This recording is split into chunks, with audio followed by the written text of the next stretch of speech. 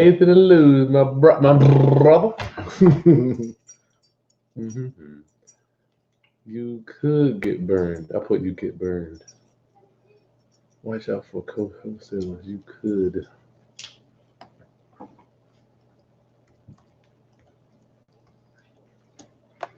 Mm-hmm. Roundup family, good evening. Good evening. I've got a special guest with me. I know it's kind of late, but we should have done this tomorrow. We got another one to do tomorrow too. Roundup family, good evening. This is Chris Haskins. I am a real estate investor, and my mission statement is to raise your financial literacy through real estate investing and entrepreneurship. Thank you for hanging out with us tonight. I'm hanging out with Delawrence Johnson. What's that? So my brother, we got so many videos that'll be coming to you in the near future. But tonight, Delawrence told me about this story when I was in Maryland on Friday, and I wanted to get it. And I'm just getting back in town, and I'm like, Delawrence is a full-time rehabber / what else do you rehabber, wholesaler? Yeah, project manager. He does the whole gambit regarding real estate investing. But we've got a story for you tonight that I thought was extra special, and I love teaching with you instead of teaching at you about all this theory and crap. I just don't believe in it. So I like to show you real life applications and what things happen. D, give us the backstory of this deal. Backstory of this deal is I was buying a property, or attempting to buy a property from a wholesaler. And I had partnered with another wholesaler. You're right. I gotta kind of give you the framework first before we get into the story. The reason I wanted to do this is because I want you to understand what co-wholesaling is. Is that where we're at? Yeah. I need you to understand, and co-wholesaling is a great thing if you're new starting out and you're kind of learning the business. But I just want you to know the pros and cons. So this story is going to be all about co-wholesaling. What is co-wholesaling, D? First of all, co-wholesaling is when you partner with another wholesaler, and usually one person will have the property, and you partner up with them, and then you can wholesale that property. You'll find a buyer. And usually, if you don't have no money or things like that, it's a great way to get started. You can always find wholesalers. There's a bunch of wholesalers out here, and they have properties everywhere. And you can partner with them and wholesale the property off without actually no money, not putting any money in it, because they found it. You just wholesale it off by finding another buyer. So wholesaler A, I want you to get this, Roundup family. Wholesaler A has the property under contract with the seller. Mm-hmm. Tell me about what wholesaler B is doing. Wholesaler B is bringing the buyer to the table. Okay, so wholesaler A has the seller. Mm-hmm. Wholesaler B has the buyer. Right. And they're coming together, linking up the buyer. Obviously, we have some documentation going on between those two. Mm-hmm. So we've got two wholesalers involved with the buyer and the seller. Correct. All right. So just keep that in mind when you're listening to this deal. Okay. So I didn't get a call. I would look through Instagram, and I saw somebody said that they had a property they were wholesaling. So I think did they have a picture? I don't know. They may send the address or whatever, but I looked it up and I just liked it when I first saw it. And the number was kind of close. It wasn't like right on point, but it was kind of close. But it was close enough for me to go look at it and try to make a deal. So that's what I did. I went directly to go look at it and try to create a deal. I went back and negotiated with the wholesaler I was speaking to, and that's when I found out actually he had partnered in with another wholesaler. So you knew that from the beginning. You knew he was co-wholesaling this. Yeah, at first I didn't. He told me a little later. I mean, it was still early though. Okay, yeah. So you found out about this as you're moving on. Yeah. So you're not. Yeah. Initially, I didn't know. When I first went to see the property, I didn't know. But then I found out like a day or so later. Okay, so you all right. Yeah, so basically you knew from the beginning. Yeah, and I know people do it all the time, so it's nothing big to me. You're right. It's not a big deal. Yeah. The Roundup family, I need to remind you, make sure, please, put your questions in here. We will do questions about this deal, and if you need some of my shirts, just go to the link in my channel and get all your We Buy Houses shirts, t-shirts. Start representing yourself. Hit it, D. Oh yeah. So As I went to go look at it, he told me it was being, you partner. So I said, okay. We negotiated a price. Get the price down to a price that I knew I could deal with, pretty much. And so from there, you do little due diligence as far as I'm trying to get my repairs down. I'm trying to put my package together so I can get it to my lender. So one of the main things is to get your repairs together. So I brought my contractor up there. so you can make your offer. Yeah, so I can, I made an offer. What was the purchase contingent price? on my repair? I mean, my repair was a little contingent on. I had a 3-day inspection period. That's right. That's smart, what we had. So smart. He gave me a 3-day inspection period to go ahead and do it, and I had 2 weeks to close. So I went and did it. And I was, I was pretty good with my numbers. Had the contractor come up there. Had my hard money lender come up there. Everybody, it was a go. All right. So I got purchase price is what? Purchase price is $136. Okay. And ARV was supposed to be around $250.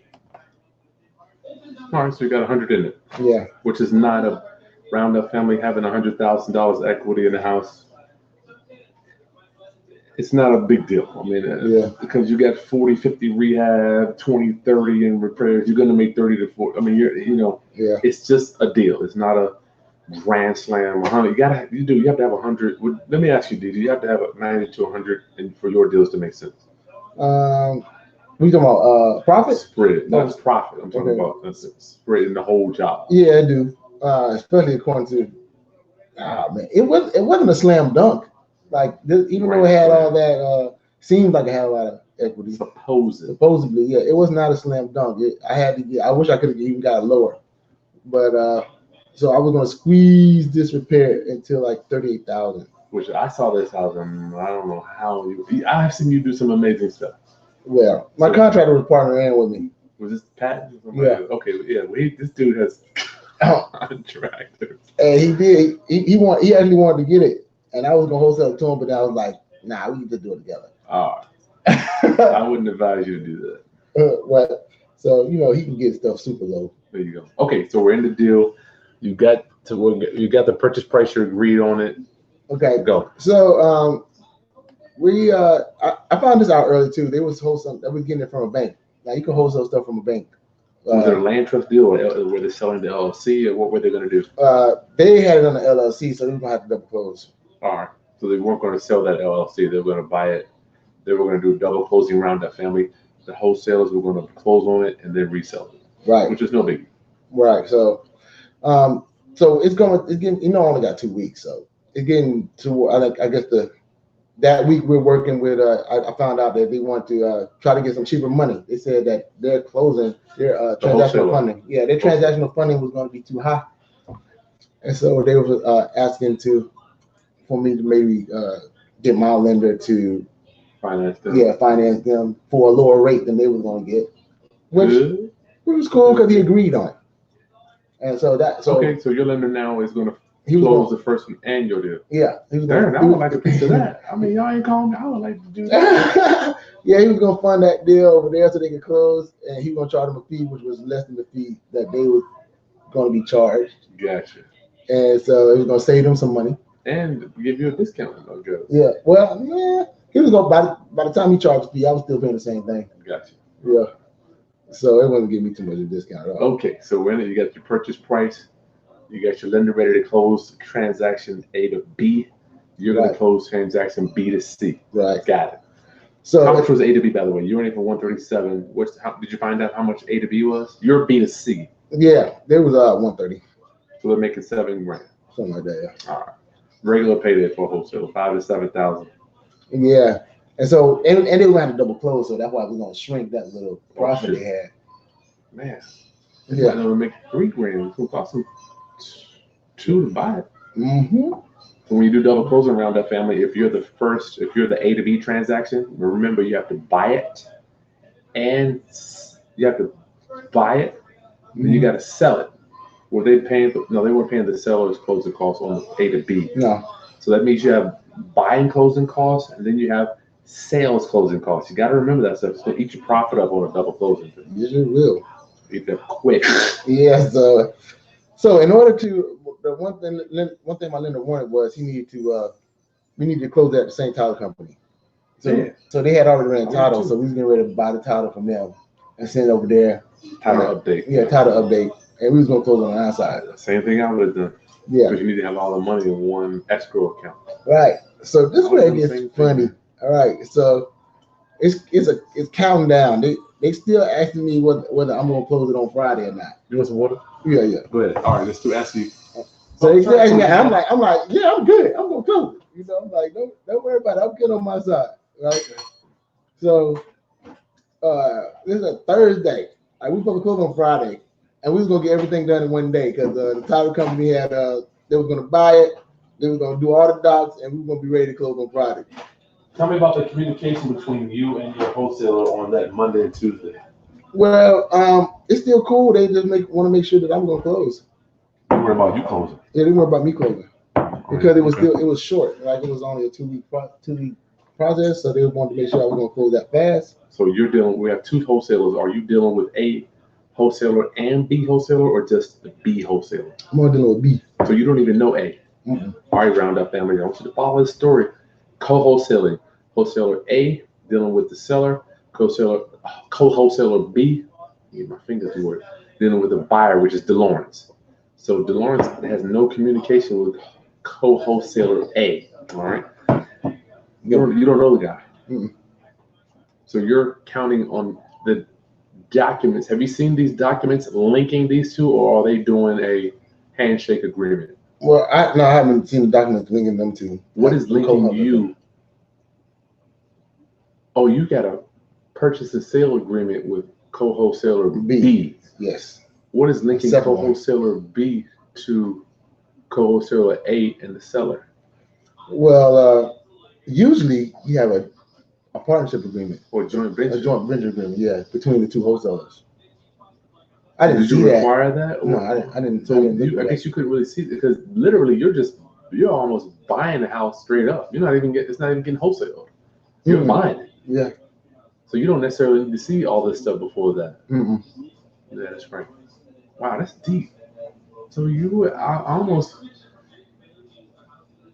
if I'm buying something from you, I don't care where you're getting it from. I'm buying it right now. Okay, yeah. So you're really not even concerned with all the stuff going on between. Yeah, I did it before. So I did it before. Like, I wholesale stuff off the MLS. I know it can be done. I know what you have to do. I'm not.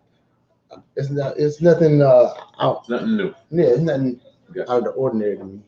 All right, hit it. So we're Monday, Tuesday. Everything's good. You got your purchase and sale agreement. Yes, got it. Gotcha. I sent it to title company. Title company was they requested the docs from their title company. Title update. Right, title update. That's no big. And now, when they requested it, like a day later or something, it's Thursday, so I think Wednesday they might have requested it. Thursday I got this information that the house was sold on Monday. That's what the other title company said. So I found out Thursday, the day before we closed on Friday, that the house was sold Monday. Oh my Lord. Now, look, I called the wholesaler back, the one I got in contact with. You're a big guy. Yeah, and I asked him, I was like, hey man, he said the house is closed, like he already sold it. He was like, you know what? It's not sold. We found cheaper transactional money. That we told me. So I was like, okay, cool. They said because my guy was charging like $3,000 or something like that, and they got somebody that was charging, supposedly got somebody charging less than that. For $130,000? Yeah, good, man, that's cheap money. So I was like, great. He was like, so we still selling it to you? I'm like, okay. So you're talking to wholesaler B? Yeah, wholesaler B. So since he said he was still selling it to me, I was like, all right. Well, I need to go measure these. I wanted to go see if I could keep the bay windows. That's what it was. I was gonna change all the windows, and bay windows costing me, I forgot, like $1,200, and I was gonna see if I could keep the bay window. Gotcha. Right. So I wouldn't have to spend that on the. So I wouldn't have to spend that. So I went back up there to the house, especially since they said they already had cheaper transactional money, so they still selling it to me. I said okay. So I went to the house. It could be. It could be. So I went to the house, but I saw some people working in the backyard. That was a Thursday? That was Thursday. The artist had a Thursday. It had a long Thursday. I go to the house, it's people cleaning out the back. like there's a pool. It was a pool back there, shed and a whole bunch of other stuff. I remember that. I walk, there's a bunch of people just cleaning out the back. I'm like, why are people here? Like why are people here? Like there's no need. If I'm closing tomorrow, there's no need for nobody to be cleaning out nothing. So at first I asked one of the guys that was there. I was like, hey man, what y'all doing here? He said, my boss told me us to come down here and straighten it up. I guess they sold it. So I'm still like, that's interesting. Somebody's cleaning out right before I'm getting ready to sell it. That's interesting. That's weird though. Yeah. Nobody really does that. Cleaning out what? They clean out the backyard and everything. They're like landscaping, them and all that stuff back there. Yeah, that is a red flag. That was the red flag. I don't do anything to the landscaping. That'd be the last thing I'm gonna do is the landscaping. But especially when I'm buying it on the next day. That's like, who is gonna do that? Selling it, I mean, there was no need to spend that money. No need to do that. So he said that, and I was like, I'm still like weirded out by it. So I asked, where your boss at? And so they gave me. You better be glad he even talked to you. Yeah. It was funny because then somebody knew my girl came with me, so somebody knew my girl there, and it was like, yay, So you got a little inside. Yeah, had a little inside track. So they gave me the boss number.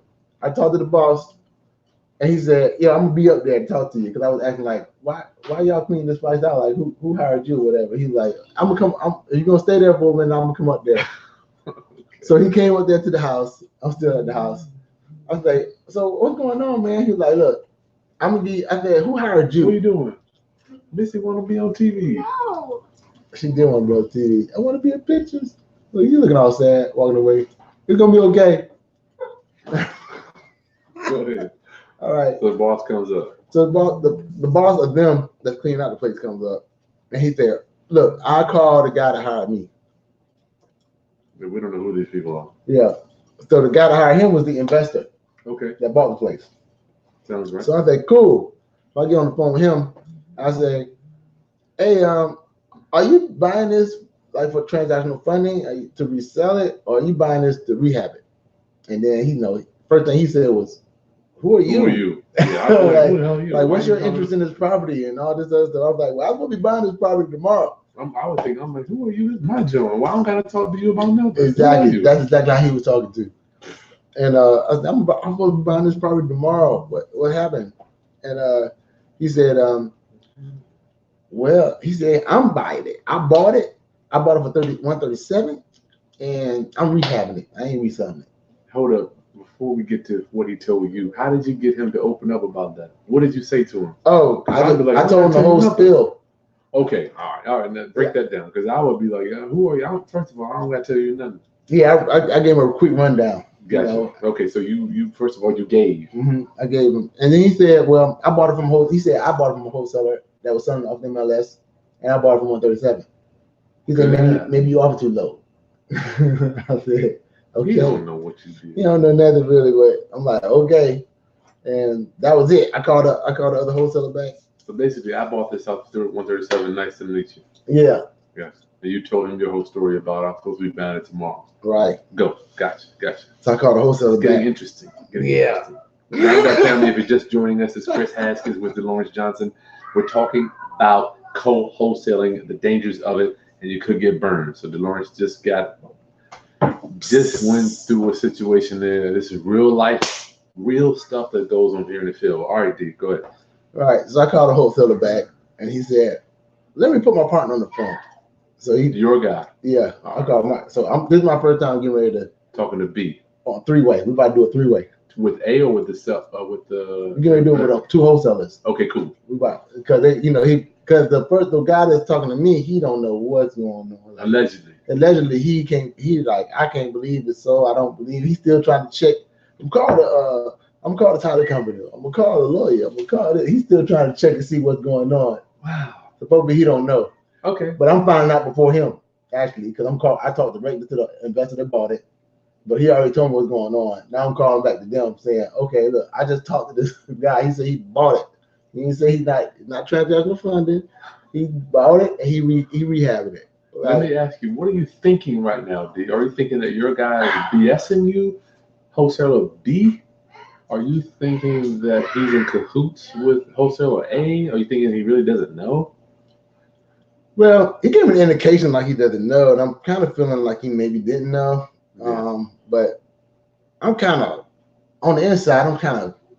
I'm hurt. You're just like, what's going on? Yeah, it's going like that. It's like going in a circle. I'm like, you got all this stuff. I'm thinking if I'm a lender, I wouldn't want to come back and look at another one of your deals because I don't know if you're gonna buy it. You might be dragging me on. Yeah. Only good thing about that is my lender, he done worked with me before, so we did deal before, so he knows it's not my fault. Yeah, gotcha. Which is good. But I'm just like, I'm closing tomorrow, the next day. Yeah. So I was already hype about the house, hype about getting things together. I went up there like almost every day, getting the numbers right, measuring stuff, doors, hours every day. It's not like it's right down the street from my house. I mean, it was up there. Like, 20-30 minute drive. Yeah. So I'm like, almost every day I'm up there. So I'm hype about the house. Yeah. Yeah. You're ready. All in lows, pricing everything, get my numbers exactly right. You got your title work done. You got the title. I'm trying to get the title work because I was buying it from them. They had already did the title work. It's supposed to be real fast. I'm like, boom, boom. Well, do you have a HUD already drafted? Or no, they was getting ready to do it. Yeah. They was getting ready to do it right when she was getting ready to do that all in a day. Because we was closing the next day. This is so deep. Okay. So we get on the so get on the phone, wholesaler. Yeah, we get B calls wholesaler A. Yeah, such and such. I got the buyer on the phone right now. Which is you. Which is me. And I need you to tell us what's going on. He said the house is already sold. And the other wholesaler said, hello. He said, hey man, you can't hear me, man. You might need to take your phone off the mute. Hello. Hey. Was he talking before he brought this up? He said hello. I mean, he said hey to his boy when he answered the phone. Bro? Yeah. After that, I didn't say that I was on the phone to buy to buy the place. Now he can't hear it. Hello. Hello. Oh. Hello. When he did that twice, and then the dude said, he said, hey man, I think you got your phone on mute, man. I'm like, hello. I was like, I already knew it. I already knew it. It's a wrap. He's pulling the I can't hear you card. Yeah, I still got this. I still got a little hope. Like, you know what I'm saying? I'm still like, maybe it is a mess up somewhere. Could be. So I got this much hope. Like when he do this three-way, like they're gonna straighten it out for me. Yeah, they're gonna be like, oh man, it was all a mistake. No, he don't even have it. Like, that was something else. This is for you. We got you squared away. That's what I was looking to happen on the phone. I had that much hope. Yes. But when he started saying hello, hello, he said hello about 4 or 5 times before my man said, "Hey man, I'm gonna have to call you back, man." All right, so he hangs the phone up. He hangs the phone. Right then, I knew it was a wrap. So they ain't calling back. It wasn't no more 3-ways. You didn't call him back? I called my man. I got the first one back. No doubt y'all did another 3-way. Then we get back on the phone. No, we didn't do another 3-way. No, because after that, all those hellos. You was like, that day he said, I'm gonna try to check the lawyer to see what happened. Okay, so your wholesaler B's will go check with. Yeah, but from there on I was like, it was a wrap. Like I already was like, it's out. After there was 2 things happening. So let me put myself in wholesaler A's phone. If I get a call and I've got my end buyer that's going to be giving me $7,000 round up family in a day, I'm going to make doggone sure that I know what's going on. Or even if I couldn't hear you, I'd be like, let me call you back. I need to know what's going on with my money. Yeah. Is that where your thinking was? Yes. As opposed to just, hello. Mm-hmm. He wants to know exactly where my $7,000 is coming from. Yeah. So basically, he must have already got that. I think he already got it. I think he might. It's rough, but co-wholesaling, this can happen easy. Like this person can just go ahead and sell it. I mean, the first guy that got it under contract, he can sell it. But man, a co-wholesaler is supposed to be like whoever gets the buyer first. Wow. So ultimately, did you have any other conversations with anybody? I did. I mean, with him again. I mean, the first wholesaler, but it wasn't nothing he could do about it. It was just. Did he get any money out of the deal? What did he tell you? What did he say? I didn't even ask him, did he get money out of the deal? Because at that time, I didn't care. It wasn't my concern. Well, he got money, and now I lost the property already. So if you would have asked him, not if you would have, but I mean, we know what he got. He'd be like, you know what, I got my dude paid me my money, or dude didn't pay me my money. Yeah, I never asked. Yeah, I guess you were just so emotionally drained. Yeah, I was, boy. Ooh, that got me. That got me for a whole day. I was kind of down a little bit. I had to snap myself out of it. The girl took me to eat. Oh man, I was down for the whole day on that one. That hurt my feelings. Well, I specifically wanted you to share this story, Delawrence, because a lot of my clients around the country, and yours too, think that they're just going to make an offer, go right up the repairs, close it, and everybody would drive down the yellow brick road and it'll be fine. Yeah. And I literally had one fall apart on me last week. Guy agreed to my price. I was getting ready to mail him a $5,000 earnest money. And then I found out he sold it to somebody else the next day. So I mean, this happens. I'm just like, let me ask you, is this how the business works? Oh yeah, the business is like this. Like things will fall apart on you, just like that, out the blue. So many weird situations. Family members get mad at each other about the split of the money.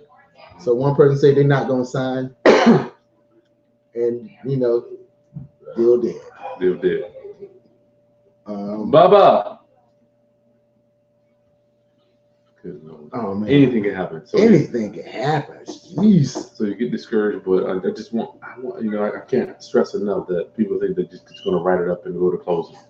Mhm. It's just not going to be that easy. Even if, like, you were going to close and money ready to go and your joint fell apart. Yeah, that was that never happened to me before. Like that way, Mm-hmm. never. Like I'm the buyer and man, it just never happened like that. Like it was nothing wrong with title because they said they already ran the title, so I knew it wasn't gonna be a title issue. It was from the bank and just sold from me after I had it on the contract like that. Yeah. No, and I thought about it a bunch of ways. Like how could I have prevented that? But before we get to how you can prevent that, D, we got two wholesalers here, right? Mm-hmm. Your contract was with wholesaler A, or was it with? Now, who was his contract? Was he selling? This is where it's even getting confusing for me. Now I'm thinking about all that. Like afterwards now. It's gotta be a change. Yeah, that should have been that contract. I know he signed that contract. Your guy. Yeah. Between you and him. So I'm assuming people say partners a lot of ways. Like you say partner, but y'all just co-wholesale it. But you can also be a partner and y'all can have the same LLC. Y'all can be partnered inside the LLC. So when I see an LLC and I see he signed the LLC, when I think of partner, I'm thinking they're part of this LLC. Yeah. So I'm not thinking that they're separate. So you can have a managing member that signs the document for the LLC. So you don't have to have both parties sign the LLC. Mm-hmm. So when I see an LLC, that person signed it, I assumed that there was a partner in that LLC, so he could sign for the LLC. Wow. I mean, what are you gonna do? Ask them for the previous contract? I mean, who would do that? You know what? I think it would be better if to help stop this type of thing. Yeah. What do we learn from this one? I should have been three-weighing all of them at the same time. Like it's so many times co-wholesalers be having like it'd be two maybe. It might be three partners. It might be four partners. They call it a daisy chain really when there's so many people in the middle. And it could be 1 million people. It doesn't matter how many, as long as everybody's on the same page. Right. So to me, I think maybe I would have had to get both of them on the phone at the same time. Maybe you should have started off that day. But it probably need to be that way all the time. Like if somebody's co-wholesaling something, you need to know if everybody on the same page. Like it's obvious these two people weren't on the same page. Mm-hmm. So if we would have did a three-way earlier, I would have talked to both parties earlier. Yeah. Everybody would have been like the same way. Maybe that would have been more smoother. But it's crazy. I don't know if they might have thought his part of mine thought I wasn't going to close. I don't know what was happening on that side, like the thinking of it, because I never talked to them. You don't know anything. How was your relationship with wholesaler B? There was somebody new, or? Yeah, I know him from doing deals before. So it wasn't like you didn't know him. Yeah, it wasn't like I didn't know the first wholesaler. Yeah. So it was weird that it happened. I mean, it could have been a fluke. Probably never happened again on his side, but it just so happened to happen to me. So from the beginning, we need to say, listen, Wholesaler B, I believe everything you're saying, but I need to get everybody on the phone so we can discuss how this thing is going down. Wow, that's crazy. I think that's the only thing I could have said. I mean, that could have closely prevented something like this. Because I don't know what the other his partner was thinking all through the whole time. He could have another contract the whole time. From the beginning to the end, I never talked to him, so I don't know what he's thinking. I don't know if he think I was a real person. I don't know what, I don't know how that was going down with him. Roundup family. Yes, we are here to raise your financial literacy. So I want you to please learn from our mistakes. Learn from the things, we have over 600 videos for you to learn, and Delawrence is in the field. So I love hanging out with him. I can learn so much from him. He's out there looking at deals, making offers, dealing with lenders, contractors, sellers, other wholesalers, realtors, all this crap. And you can learn from him too. Fun stuff. This is cool. Let's get to some questions. Roundup family, if you got any questions for D, let's see what we got here. 1 second. Here.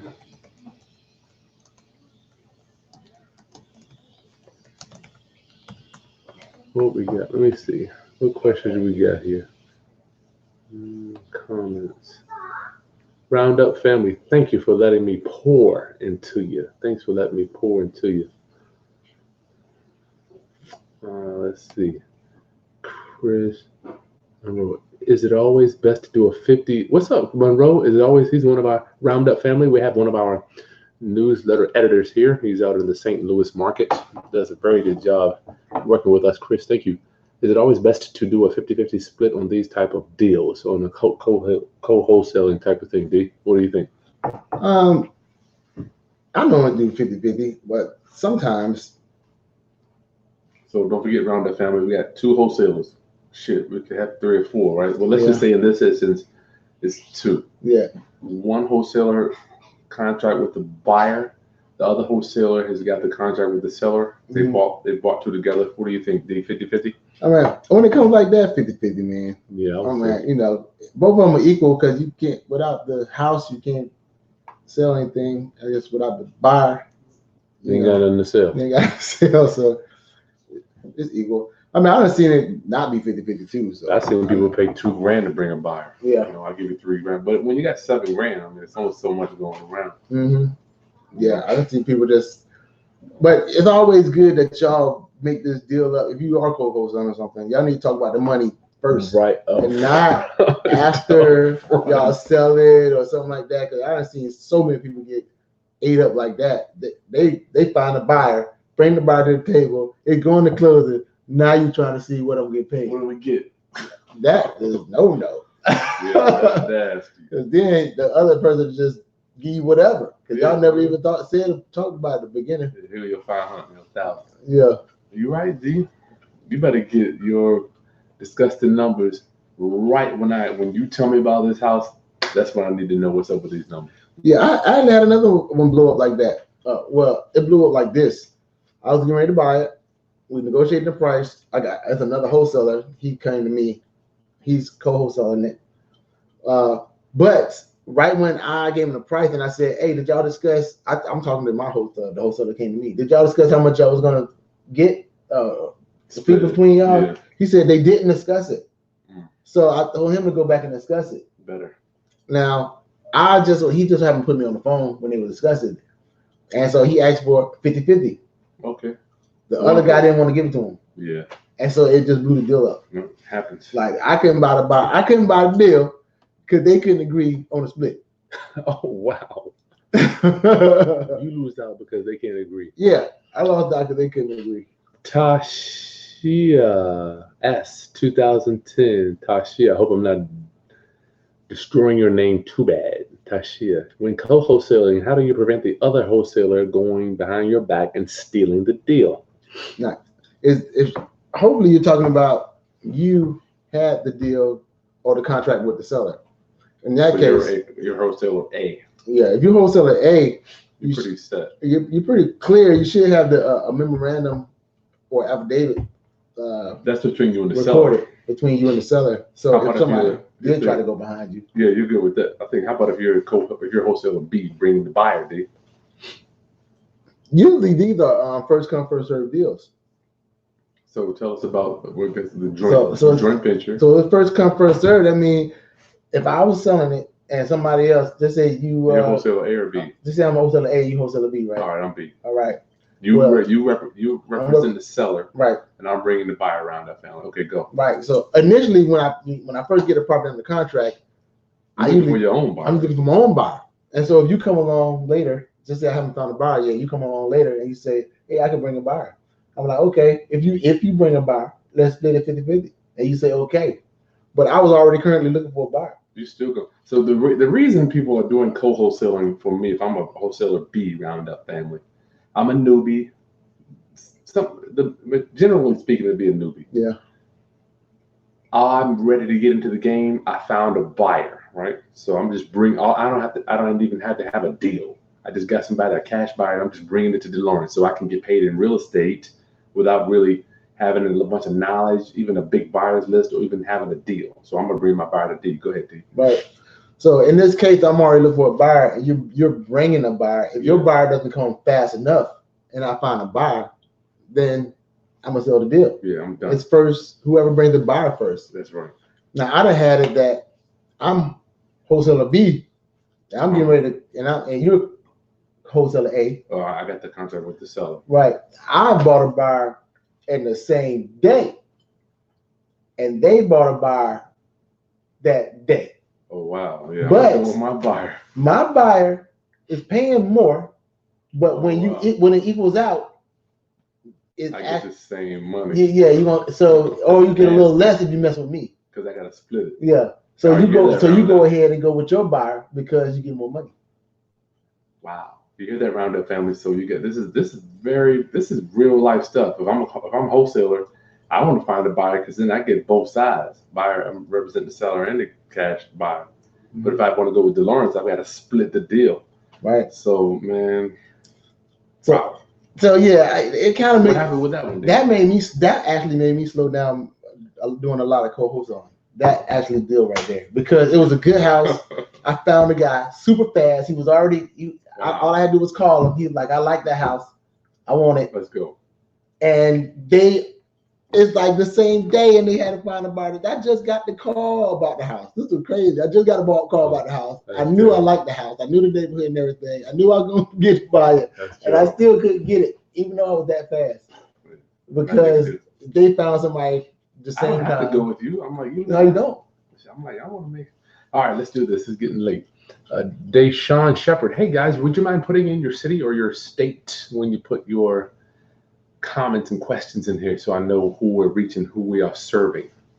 Is there any way to protect yourself or prevent this? What would you do? If I'm the co-wholesaler? No, I mean, well, I guess he's talking about the story for you buying it. Oh, for me buying it? Yeah. The only way I could think about was just to get both parties on the phone. That's right. And just have everybody on the same page instead of just me assuming they was talking. I assumed that he was talking to his partner. Gotcha. And so I never did even mention the partner. Some people don't like you to cross over them and stuff like that. They think you're trying to go around them. So I just stayed with there and I didn't stay in your lane. I stayed there, but I should have talked to both parties at the same time. Deshaun Shepard, are signed agreements binding?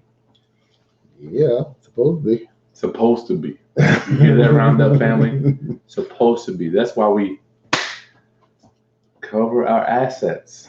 We better have these documents recorded at the courthouse. Yeah, that's the only thing that saves you for real, being recorded at the courthouse. Because if you just have a contract paper, I done seen the seller sign. Nothing.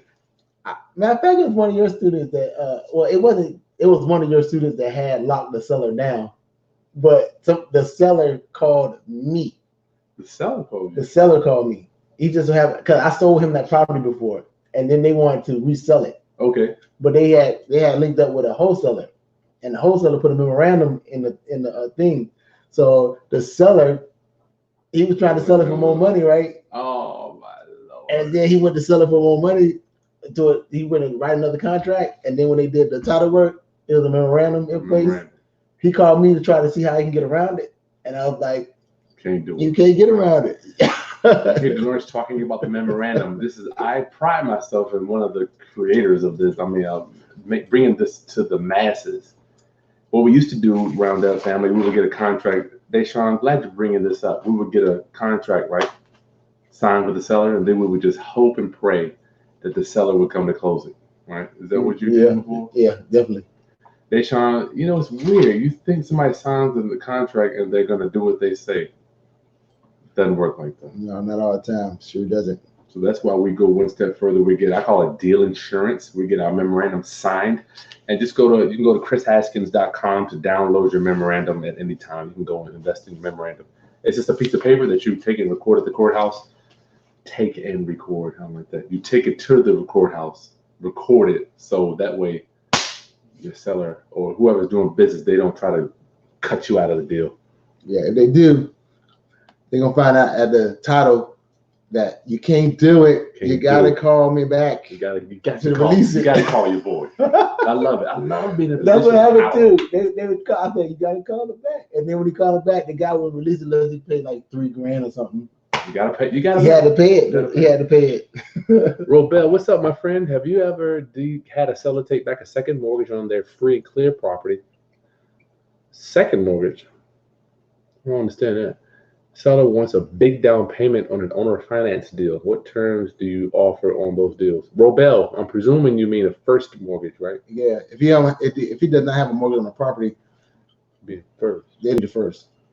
Robel, I have not done a first owner finance deal on a free and clear. Have you, D? I've always taken back seconds. Well, I'm gonna create a note. I mean, it's still a first though. Create a note, yeah, it's free and clear. Yeah, I have not, Robel. You can create a note, but I've seen other people do it. Usually, you do those with older owners and other investors. What terms would you guys offer? What terms? Yeah. Okay. The longest term possible. Longest possible. Yeah, longest term possible. You can get it for 30 years. Get it for 30 years. And don't forget, you don't need to have it. You don't need to have the loan for the whole 30 years. You can sometimes amortize it for 30 years. So the people, because some people might say 30 years, that's a long time. You can say, well, let me amortize it, which will make my payment 30 years, but the balloon will be 5. I see a lot of that. Yeah. Matter of fact, we're working on a couple of them now. Good question, Robel. Where you guys at? Make sure you put your city in here.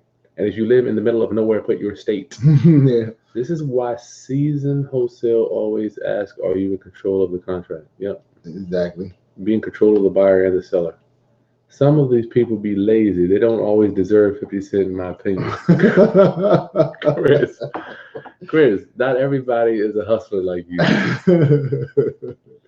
Do you lose credibility with your buyer if you are the co-wholesaler with your buyer? No, not unless it go wrong. I mean, you don't lose credibility. I don't care who brought the deal. Yeah, as long as it goes through, they don't care. They're just like, hey, you did it good. Yeah, I don't care. We don't care. I did one where it was 3 people in the road, 3 people on it. Like one person had the property, an agent called me, and then I wholesaled it to my buyer. Wow. And they waited on me. Nice. It was like 2 weeks. I was like, my buyer out of town. They just waited till he got back. I think I remember that one. Yeah, then he got back. It was one of the Newport News properties too. My favorite. Is that one that you had promised to sell it to somebody else and then you sold it to somebody else while they were Oh no, that was different. that was I remember that. That was years back. But that was one that had the handshake agreement. There was real touchy too.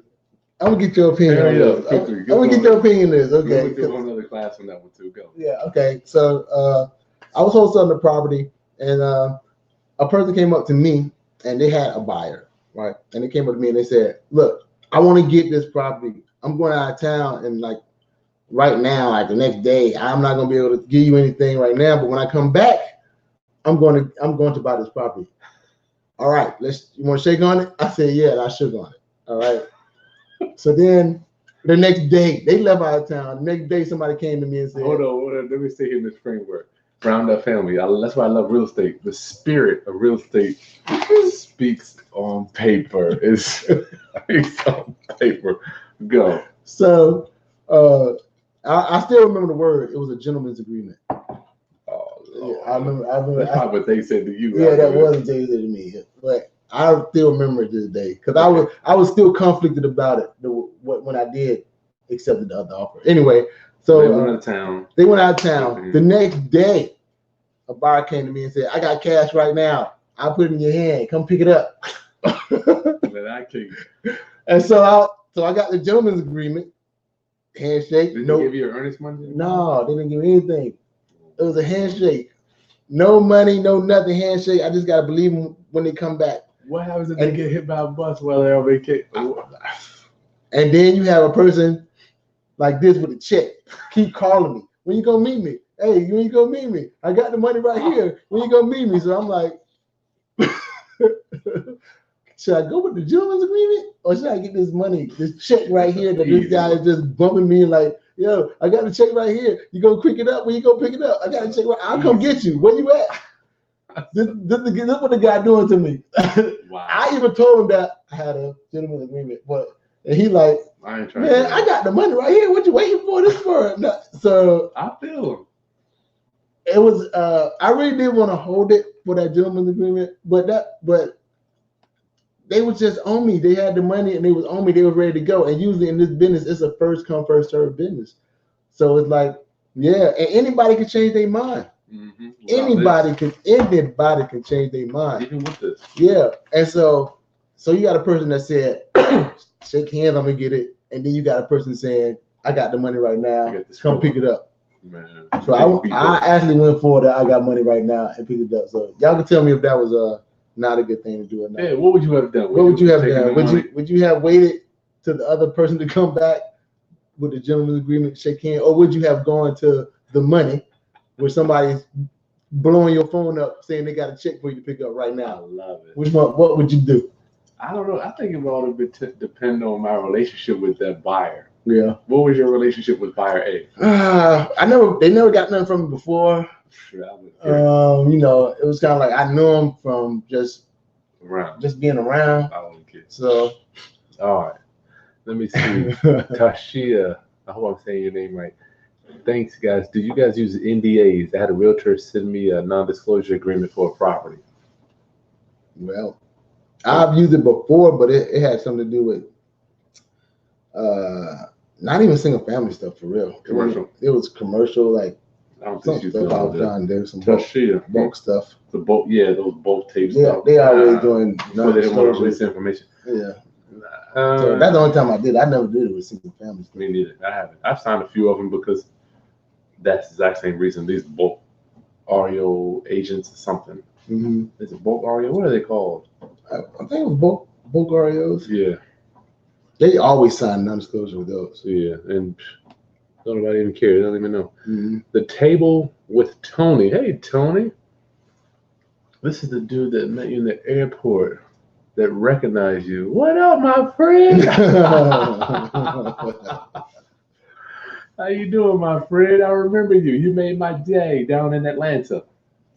Good to see you, my friend. God bless you. Yeah, man. Good to see you.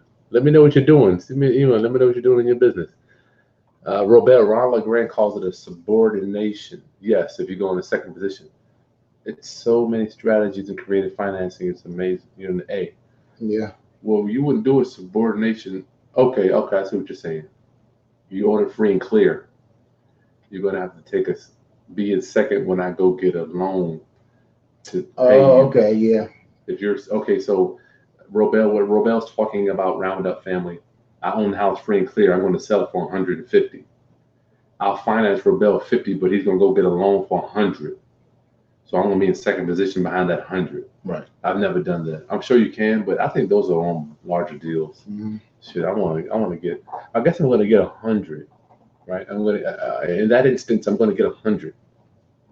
Yeah. And then you hold a second. I hold a second. Yeah. This is not. It all depends on your seller. Yeah. I would like that. I would do it though. I'll take that 100 and then get monthly cash flow. On the cash flow, then yeah. For that second. Yeah, for the second. But then I would have the privilege of foreclosing on because I know the property. Mm-hmm. Right. I could foreclose on it if I had to. Yeah. Good question, Robel. That was a good one right there, my brother.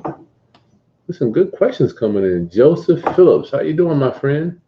How do we fly into Chicago to speak? Yeah, Joseph, my web people are creating a link now where you can hire us to speak. I do have one gentleman that travels with me around the country. Obviously, you've seen Spade all around. But just if you want to get in touch with me now, just go to chrisbuyshouses@gmail.com. Chris Buys Houses. We'll send you out a packet, and yeah, we will do that. It's an honor. It's an honor to travel to speak to you guys. Oh, before I leave that, Joseph, if you don't mind, try to get me before it starts snowing up there. Cold, and Joseph. It's cold up there. Urban, hey, my friend, I would have took the check. If it ain't right, yeah, I guess so. Yeah, there you go, Urban. he right along with me. Oh, Joseph, you email me? Oh, Lord. You already emailed me. Let me make a note. I'm going to make a note right now to check on that. I think I remember that email.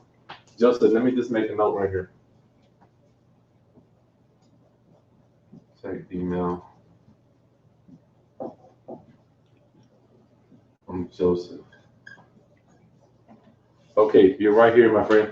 I got you. I do remember that. I remember you in Chicago now. I remember you. Joseph, thank you for your patience. Obviously, summertime, doing traveling, got the family, dogs.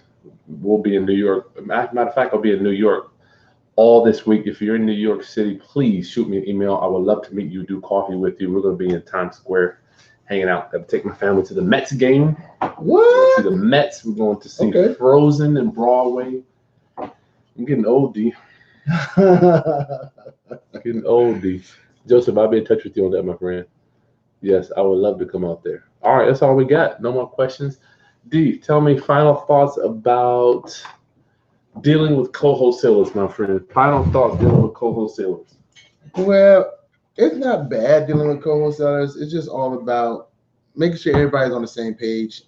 Because just because one deal go bad, don't stop you from dealing with people that co-wholesale. Yeah, I would agree with that. Yeah, I agree with that. Who's this? Memphis. What's up, Memphis? Another question came in. Been seller to back to second. Tired landlords will do that. That's right. OBL. Deshaun, got another question. Does filing the memorandum only work if you are a wholesaler, A, representing the seller or the buyer? Or can it also work for additional wholesalers, B and C? What do you think about that, D? It don't work for additional wholesalers, B and C, because the memorandum states that I have a contract with the seller. The only reason memorandum works is because it puts the seller, puts their name, links them up with you as the buyer. It's linking you up. You want to cloud the seller's title. Forget the buyer. I don't care about them. Mm-hmm. They can give us a non-refundable. So yeah, it only works with the first one. Go ahead, D. Final thoughts for people using co-wholesalers. Sorry about that. I cut you off. Oh, okay. Just make sure, even if you are wholesaler B, you need to make sure wholesaler A, whoever has the original contract, you need to make sure all their ducks are in a row. Mm-hmm. You need to make sure that the contract is signed by all parties. That was my other example, that somebody was going to sell me a house and they didn't have all the contract signed for all parties. Wholesaler B did not know that wholesaler A did not have all the parties signed. He didn't know that. What do we think people, it's weird. My mentor used to say, Chris, people don't think of business in the high regards that you do. Yeah. What do you think, D? Because I guess the other wholesaler would think that they would have that paperwork signed. Yeah, you put a lot of trust in the original wholesaler, and a lot of times they don't like to show you paperwork because they think you might go around them on some odd, you might try to go get the seller or something like that. But really, you need to be clear that this person had his paperwork straight. You got to be clear that wholesaler A has the paperwork straight. It's just that it's going to make you look stupid. Mm-hmm. If you bring the buyer and wholesaler A doesn't have the paperwork straight, you're just going to look retarded. Wow. You're saying a mouthful. Round Up family, please subscribe to my channel. Comment below. It's matter of fact, the thing that really pushes me, keeps my spirit going, is your comments. And you commenting below in the video description. what do you do? How do you treat co-wholesalers or wholesaling in general? And how do you treat people that want to wholesale another one of your properties? And like this, smash that like button so I can continue to bring you this content, because we do all this for free. You know, we are in the business to serve, especially Delawrence. I mean, this man, he has so many stories for you. I mean, I couldn't even begin. D. All right, that's all I got, D. Thank you so much. All right. Stay tuned for. We gotta have a name for this session. What not to do? I don't know what to do. What not to do. Round up, family. I'll talk to you soon. Peace.